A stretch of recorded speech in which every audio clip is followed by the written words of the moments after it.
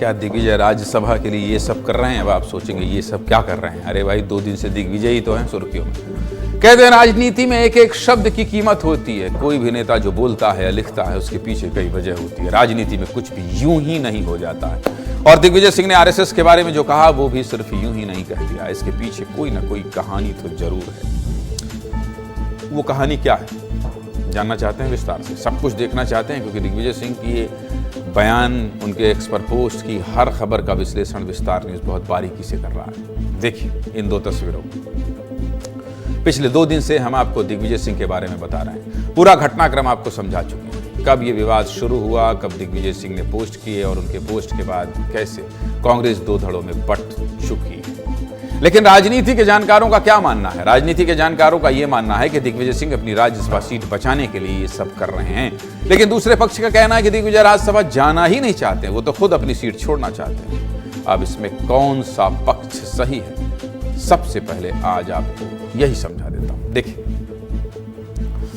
मध्य प्रदेश में जून के महीने में 3 राज्यसभा सीटें खाली होनी है, जिसमें से 2 बीजेपी के खाते में हैं और 1 सीट कांग्रेस के पास है। अब राज्यसभा जाने के लिए कितने विधायक होने चाहिए, इस बार का पूरा गणित क्या है, ये भी आपको बता देता हूं। मध्य प्रदेश में विधानसभा की 230 विधानसभा सीट है, जिसमें से 164 सीट किसके पास है? बीजेपी के पास है। और कांग्रेस के पास कितने हैं? 64 सीट है। यानी कांग्रेस के कितने विधायक है? 64 विधायक है। और राज्यसभा की 1 सीट के लिए कितने विधायकों की जरूरत पड़ती है? बहुत कठिन है ये, मैं तो आज तक नहीं समझ पाया इसका गणित। आपको बता रहा हूं इसलिए समझा पा रहा हूं। 1 सीट के लिए 58 विधायकों का समर्थन चाहिए। यानी कांग्रेस के 1 नेता का राज्यसभा जाने का रास्ता क्या है? बिल्कुल साफ है, क्योंकि 64 है। दिग्विजय सिंह पिछले 12 सालों से मध्य प्रदेश से राज्यसभा सांसद हैं। और एक पक्ष का क्या कहना है? एक पक्ष का ये कहना है कि दिग्विजय सिंह राज्यसभा जाने के लिए हाईकमान पर प्रेशर बना रहे हैं। मतलब सीधा सीधा कुछ नहीं कह रहे हैं, लेकिन आरएसएस की तारीफ करना, संगठन को मजबूत करने की बात करना, फिर ये कह देना कि राहुल को मनाना बहुत मुश्किल है। ये दिग्विजय की प्रेशर पॉलिटिक्स का ही हिस्सा है। लेकिन दूसरा पक्ष क्या कह रहा है? दूसरा पक्ष इस बात को सिरे से खारिज कर रहा है। दूसरे पक्ष का तर्क है कि कुछ दिन पहले कांग्रेस की कार्य समिति की बैठक हुई थी और इस बैठक में दिग्विजय सिंह ने कहा था कि संगठन को आगे बढ़ाना है तो पुराने लोगों को अपनी जगह छोड़नी होगी और नए लोगों को मौका देना होगा। इस कार्य समिति की बैठक के बाद 11 दिसंबर को दिग्विजय सिंह और सचिन पायलट ने एक निजी चैनल को इंटरव्यू दिया था और इस इंटरव्यू में भी दिग्विजय ने यह बात कही थी कि जब तक पुराने लोग नहीं जाएंगे तब तक नए लोगों को क्या नहीं मिलेगी? जगह नहीं मिलेगी। इसका मतलब क्या था? इसका मतलब ये है कि दिग्विजय सिंह ये तो मानते हैं कि पुराने लोगों को हटना पड़ेगा तभी नए लोग आएंगे, लेकिन सबसे बड़ा सवाल है ये कि नए लोगों को आगे लाने के लिए क्या दिग्विजय सिंह अपनी राज्यसभा सीट छोड़ देंगे? इस खबर का एक और पक्ष भी है। कुछ लोगों का ये भी मानना है कि राज्यसभा में नेता प्रतिपक्ष मल्लिकार्जुन खड़गे की उम्र 82 साल है, माफ कीजिएगा 82 साल है और दिग्विजय अभी 78 साल के हैं। यानी जब 82 साल का नेता राज्यसभा जा सकता है तो फिर 78 साल का भी तो जा सकता है। इसलिए ये समझना बहुत मुश्किल हो रहा है कि दिग्विजय सिंह के इस पोस्ट के पीछे आखिर असली वजह क्या है। नहीं समझ पा रहे हैं आप भी? अब राज्यसभा की बात निकली है तो दूर तक तो जानी ही थी।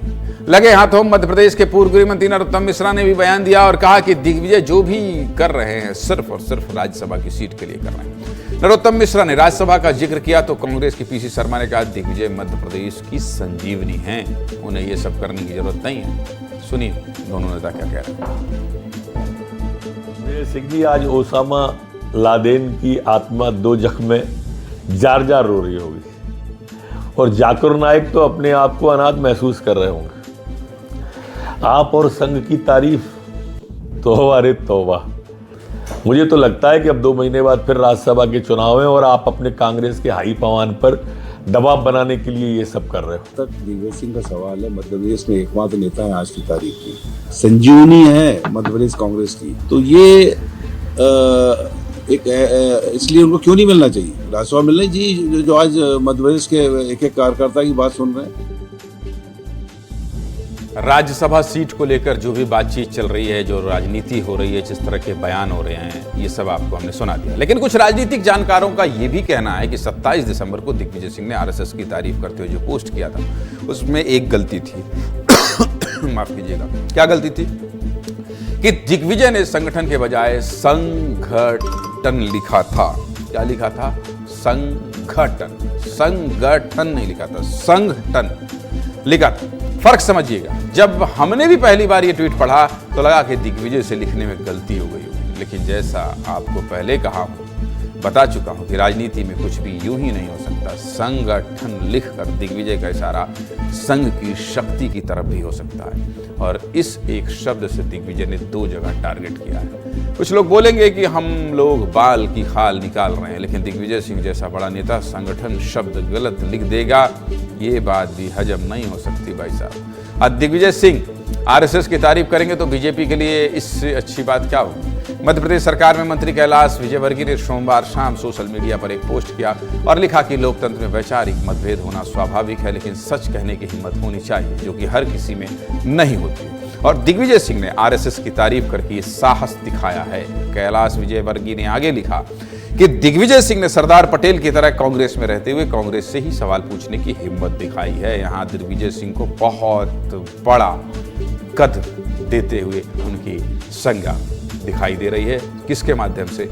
कैलाश विजयवर्गीय के माध्यम से। हालांकि जो लोग कई सालों से मध्य प्रदेश की राजनीति को कवर कर रहे हैं वो ये बात जानते होंगे कि दिग्विजय सिंह और कैलाश विजयवर्गीय का याना बहुत पुराना है। अभी हाल ही में मध्य प्रदेश विधानसभा के शीतकालीन सत्र के आखिरी दिन भी कैलाश विजयवर्गीय ने दिल खोलकर किसकी तारीफ की थी?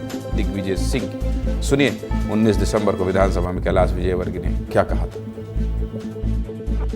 अध्यक्ष, 1993 से लेकर 2003 तक दिग्विजय सिंह जी मुख्यमंत्री रहे। बाण सागर परियोजना को बहुत गति देने का काम भी उन्होंने किया था। कोलार जल परियोजना, उसमें भी उनकी बड़ी महत्वपूर्ण भूमिका थी। ऐसा ही मैं दिग्विजय सिंह जी की भी तारीफ करूंगा। राजनीतिक सौजन्यता क्या होती है, ये हमने उनसे सीखी अध्यक्ष महोदय। ये गुण दिग्विजय सिंह जी का था अध्यक्ष महोदय कि कोई भी व्यक्ति हो, विरोधी हो, कोई भी हो, उनके दरवाजे पे पहुंच जाए वो पूरी मदद करते थे। कैलाश विजयवर्गीय अगर कुछ एक्स पर पोस्ट कर रहे हैं तो उनसे पूछना भी तो जरूरी है कि दिग्विजय सिंह की तारीफ क्यों कर रहे हैं भैया। सुनिए कैलाश विजयवर्गीय ने क्या कहा है। तारीफ की, जो अच्छा काम करे उसकी तारीफ करना चाहिए। आरएसएस अच्छा काम करते हैं, अच्छा संगठन है, विश्व का सबसे बड़ा संगठन है। दिग्विजय सिंह जी ने अगर उसकी तारीफ की है तो उसमें क्या बुराई है? अच्छी चीज़ की तो हमेशा तारीफ होना चाहिए। और यही तो हमारे यहाँ डेमोक्रेसी है। कोई हमारे तानाशाही थोड़ी, कोई दुश्मनी थोड़ी है। कोई विपक्ष कर रहा था तो कोई दुश्मन थोड़ी होता वो। कैलाश विजयवर्गीय ने अपनी प्रतिक्रिया दे दी, नरोत्तम मिश्रा ने दे दी, और शिवराज सिंह चौहान कैसे बचते? उन्होंने कह दिया विवेक से काम ले दिग्गी राजा। सुनिए शिवराज सिंह चौहान क्या कह रहे हैं। मैं कुछ नहीं कहता, अपने बुद्धि और विवेक से काम करते हैं। मैं कुछ नहीं कहता, अपने बुद्धि और विवेक से काम करते हैं। मैं कुछ नहीं कहता, अपने बुद्धि और विवेक से काम करते हैं।